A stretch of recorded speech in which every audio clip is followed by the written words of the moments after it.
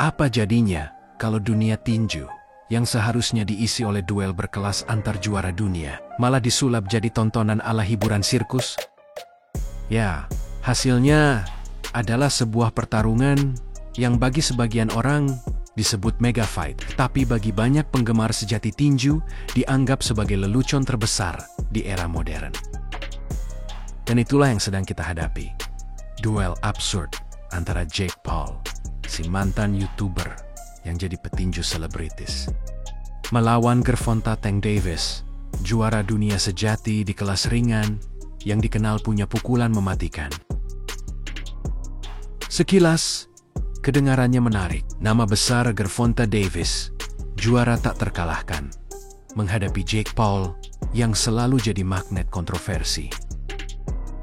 Pertarungan yang mungkin tidak pernah kita bayangkan, tapi entah bagaimana, sekarang jadi kenyataan. Jake Paul, seorang mantan YouTuber, dari konten prank, drama, sampai akhirnya memutuskan naik ring. Rekornya, ya, memang ada beberapa kemenangan, tapi sebagian besar lawannya bukanlah petinju aktif kelas dunia. Meski begitu, Jake punya satu senjata utama, popularitas. Dia tahu bagaimana menjual cerita, membuat headline, dan bikin orang penasaran, entah untuk mendukung atau membencinya. Pertarungan ini bukan hanya ada, tapi dipromosikan besar-besaran. Media heboh, penonton berebut tiket, dan seluruh dunia tinju terbelah dua. Yang satu penasaran, yang lain merasa dipermainkan.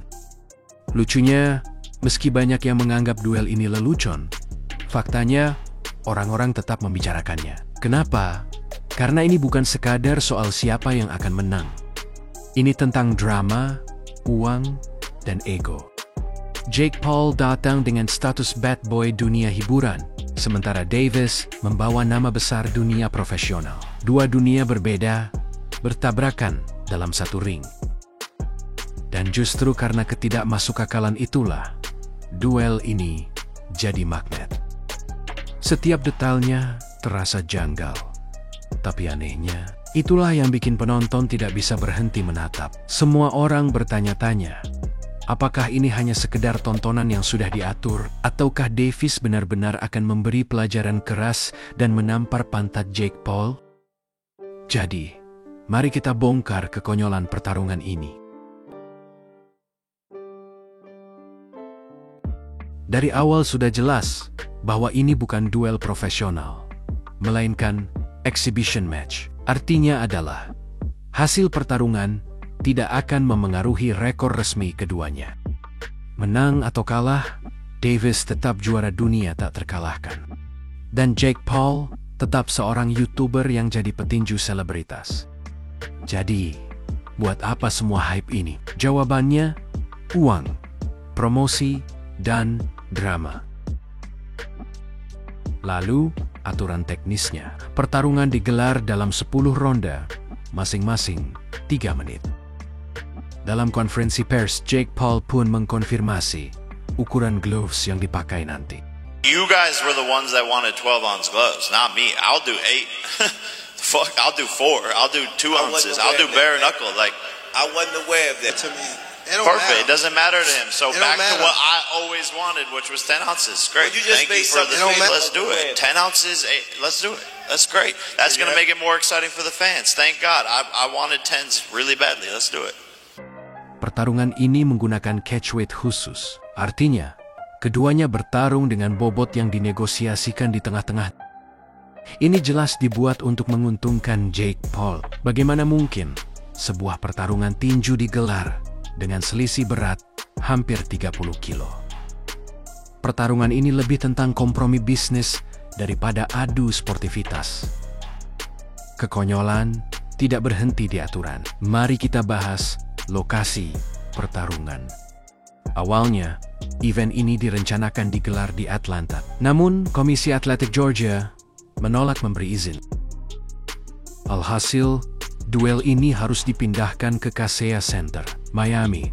Perpindahan lokasi di menit-menit terakhir membuat pertarungan ini semakin terlihat seperti acara yang dipaksakan. Sebagai tambahan bumbu drama, Jake Paul dan Davis sepakat membuat taruhan pribadi senilai $2 juta. Jadi, selain hadiah resmi, keduanya mempertaruhkan ego dalam bentuk uang tunai. Ini jelas langkah pemasaran cerdas. Bukan hanya duel, tapi juga taruhan ala film Hollywood. Jake Paul jelas diuntungkan. Bagi dia, tidak ada ruginya masuk ring melawan Davis. Kalau kalah, dia bisa berdalih, "Ya wajar, saya hanya selebritas melawan juara dunia." Tapi kalau berhasil bertahan lama, apalagi sampai membuat Davis kewalahan, nama Jake Paul akan melambung lebih tinggi. Ia akan bisa berkata, "Lihat, saya bisa berdiri sejajar dengan juara dunia." Sementara Davis, tidak ada keuntungan reputasi. Menang dianggap biasa, tapi sekali saja ia lengah, citra juara tak terkalahkannya bisa tercoreng. Tidak heran kalau banyak legenda dan analis tinju menertawakan pertarungan ini. Mereka bilang, ini adalah contoh nyata bagaimana tinju sekarang sering digeser dari olahraga menjadi sekadar entertainment bisnis. Seperti yang terjadi di tahun 2017, duel boxing antara Floyd Mayweather versus Conor McGregor yang menggemparkan dunia dan mampu meraup jutaan dolar. Bagi Gervonta Davis, sabuk juara sudah bukan menjadi prioritas utamanya. Tanpa harus punya banyak sabuk pun, dia sudah meraih banyak uang dan dianggap sebagai salah satu wajah tinju dunia. Dan bagi Jake Paul, sudah jelas orientasinya hanyalah uang, spotlight, dan ketenaran. Kita bisa menganggap duel ini konyol, tidak masuk akal, bahkan merusak citra tinju. Tapi faktanya ribuan orang rela membeli tiket, jutaan lainnya siap membayar pay-per-view. Karena di era sekarang, absurditas justru jadi daya tarik. Orang datang bukan semata ingin melihat duel olahraga, tapi ingin menyaksikan drama, kontroversi, bahkan mungkin skandal baru. Pertarungan Jake Paul versus Gervonta Davis bukan sekadar pertandingan. Ia adalah simbol dari perubahan besar dalam dunia tinju. Dari olahraga penuh tradisi, menjadi panggung hiburan global yang dikuasai oleh popularitas dan uang.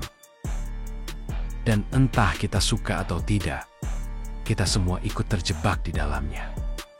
Karena di balik segala kekonyolannya, kita tetap penasaran, apa yang akan terjadi ketika seorang YouTuber banner berdiri satu ring dengan salah satu juara paling menakutkan di dunia tinju.